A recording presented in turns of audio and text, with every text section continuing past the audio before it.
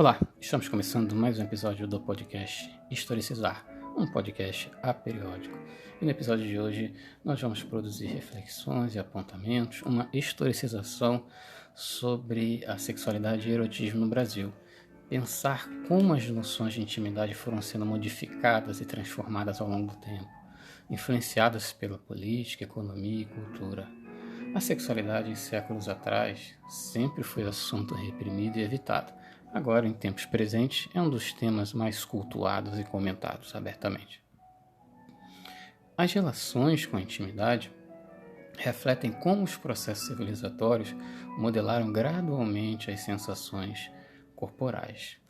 Então, podemos pensar primeiro numa contextualização mais geral do que estava acontecendo fora do Brasil, nos séculos modernos do Renascimento, como diz aqui Maria del Priore na página 48. Os séculos ditos modernos do Renascimento não foram tão modernos assim. Um fosso era então cavado, de um lado os sentimentos e de outro a sexualidade. Mulheres jovens da elite eram vendidas como qualquer animal nos mercados matrimoniais.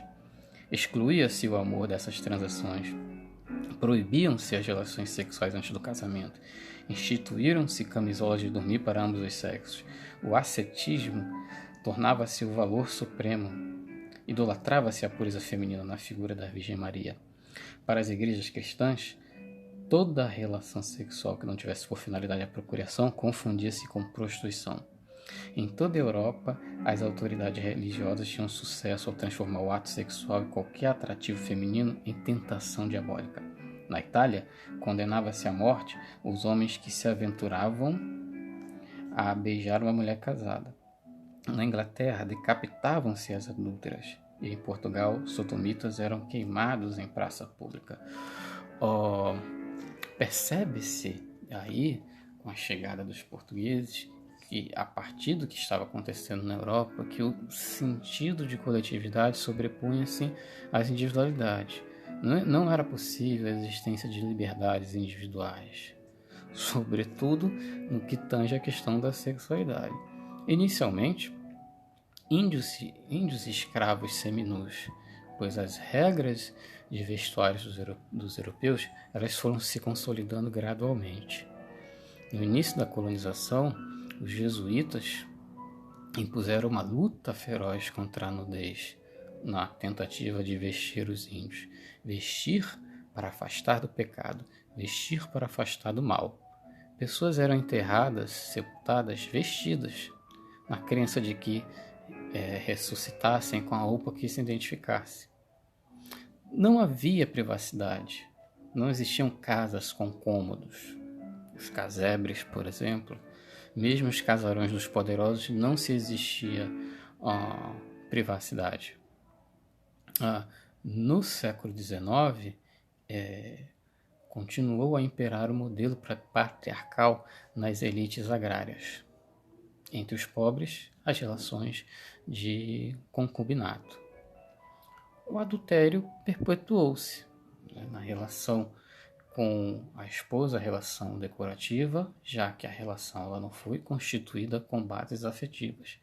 A relação com a esposa, a relação social decorativa e uma relação de prazer sexual com as prostitutas. A esposa tinha um lugar decorativo, o prazer sexual era obtido fora e com base numa dupla moral, já que o lugar de mãe ele era um lugar que não despertava o desejo no homem. Então existia uma dupla moral que autorizava, entre aspas, esse prazer sexual fora do casamento. Os claros sinais de masculinidade poderiam ser vistos no vestuário dos homens. A barba era o grande sinal.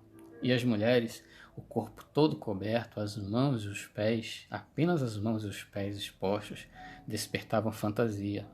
Os pés se tornavam um grande fetiche. O onanismo, severamente condenado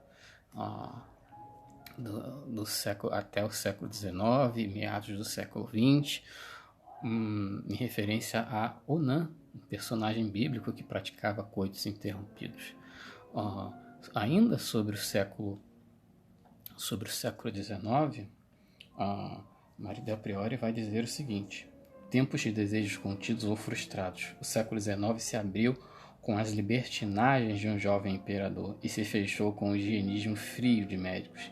Século hipócrita, que reprimiu o sexo, mas foi por ele obcecado, que vigiava a nudez, mas olhava pelo buraco da fechadura, que impunha regras ao casal, mas liberava os bordéis.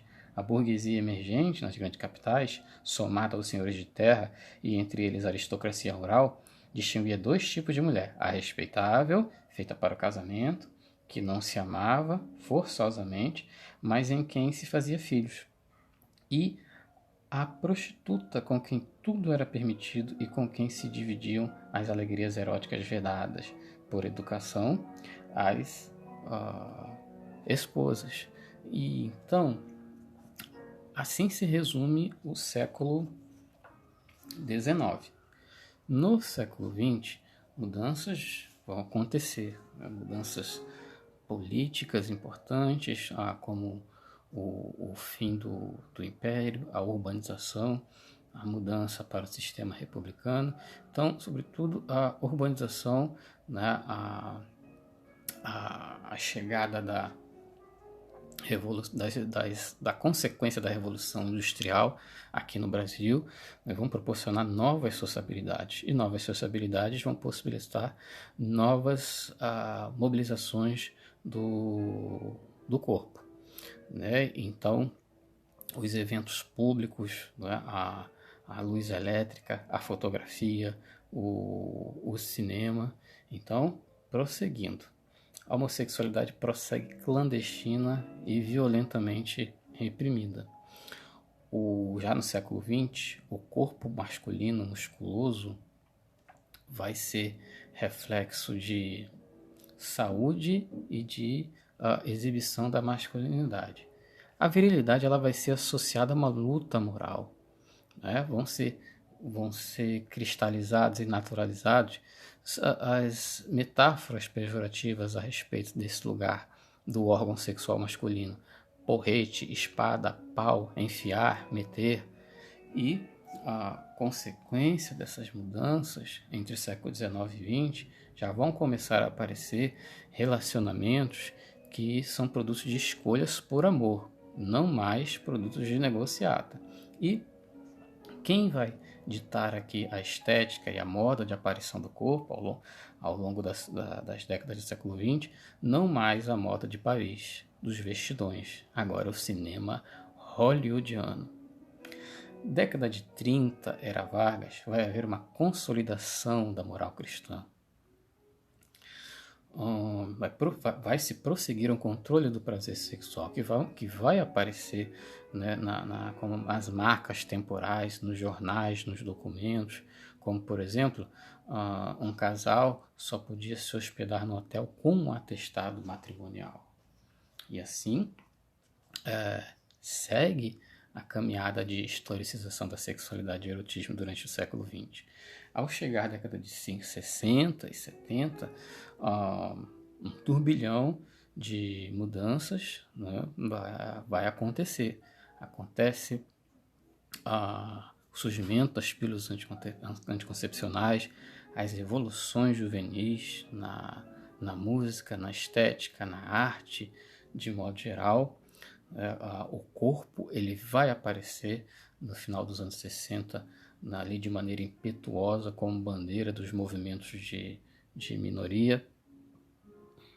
E no Brasil, mesmo diante de uma ditadura, esse corpo transgressor, essa sexualidade transgressora, ela vai aparecer nas artes e vai ser severamente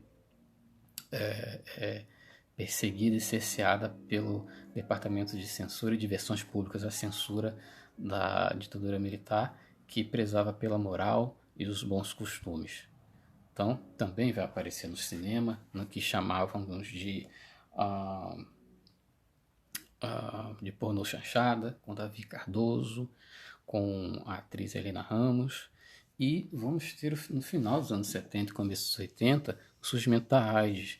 Daí surgem mudanças importantes nesse contexto.